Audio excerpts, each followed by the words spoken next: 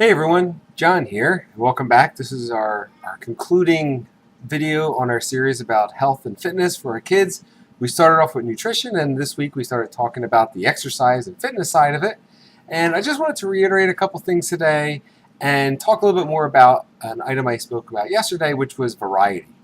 Originally I was saying variety is important to help prevent boredom in our kids and just allow them to experience a whole bunch of different activities to see which ones they like, which ones they don't, and just help build that overall health for them.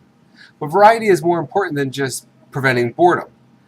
When it comes to our exercise and fitness, what we want is really a balanced fitness. And a lot of times we see people doing the same thing over and over again. Maybe it's because they enjoy it, which is fine, something like running or cycling, swimming. And what happens is when they continue to do that same sport or activity over and over again, their chances of injury increase and could be tremendous if they don't take the proper time to rest and recover. So today I want to talk about four, and really a fifth kind of as a supplemental thing to building that well-rounded health and fitness so that we prevent injury, are able to do a whole variety of different things, and just do better. So the first thing I want to talk about is endurance training. Now we may have heard of this as that aerobic fitness, and that's essentially what it is. What we want to do is partake in some sort of activity that elevates our heart rate and keeps it there for a while. So things like running, jogging, swimming are very good at building that aerobic fitness. It's very important because this is what builds our heart and lungs. Don't forget, your heart is a muscle, and it too needs exercise just like the rest of our muscles in our body. So that endurance training is good for that. The next thing we want to do is build our strength training. This is when we're talking mostly about building muscles. So a lot of times we'll hear it as resistance training, and that's what helps build that strength. So anything from lifting weights to body weight exercises. This is something we want to be a little bit more cautious with based on our kids and their overall age.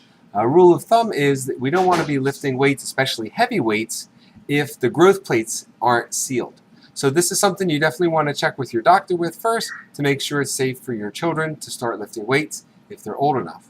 Another thing you can do though is body weight. Things like push-ups, jumping, going to the park and climbing at the jungle gym, they're all good ways to help build those muscles and strength and not worry about actual picking up heavy weights where the injury is hard. Form is very important when it comes to lifting weights, and if you're not sure about something, be sure to seek some of my other blogs or someone else to help you with those form. The third thing is one of the first things that we see neglected, which is flexibility. Flexibility is so important. If you're inflexible, it's going to make all the other things more difficult, and not only that, it's also going to increase your chances for injury. So take a time to incorporate flexibility training. It can even be part of your normal workouts when it comes to strength or endurance.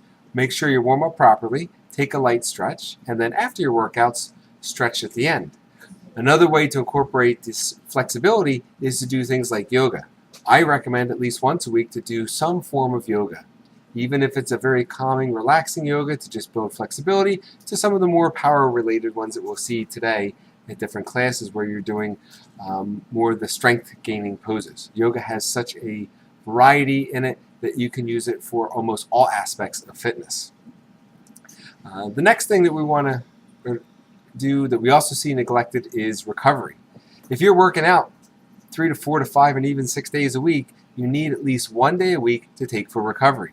And we're seeing this more and more in kids when they're partaking in sports where they have practice almost every day between practice or the actual events. And we need to make sure that they're getting that proper recovery through sleep, through their nutrition, and to make sure that at least 1 day a week, they're not doing that normal routine of a workout, whether it's for a sport or otherwise. So make sure you have that balance in your life and in theirs when it comes to fitness.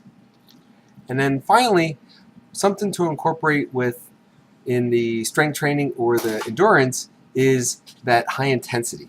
So a lot of sports like football, basketball, soccer, and whatnot involve that high intensity. You'll be running after a ball or doing something, and then there's maybe that jog or a lighter portion back, that interval training that you see so often. So those are really the four, and then that fifth supplemental thing that we want to work out. We have endurance, just to go over them, endurance training, strength training, flexibility, and don't forget recovery. And to work in throughout them build in that high intensity, those quick, short interval bursts where we're going to elevate our heart rate to a higher than normal rate during our endurance training and then let it kind of come down to more of a resting period. So I hope you found these helpful, and if you did, please subscribe below. My name is John, and thanks again for watching.